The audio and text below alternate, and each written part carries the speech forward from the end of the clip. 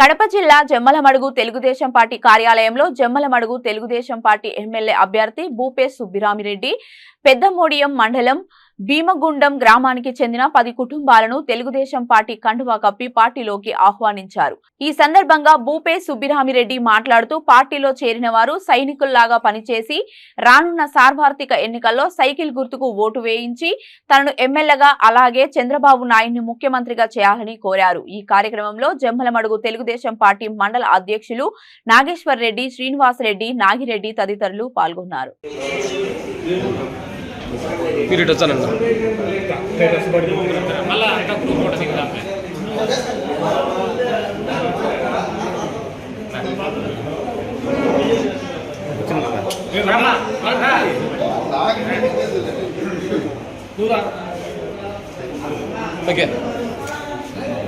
Okay sir.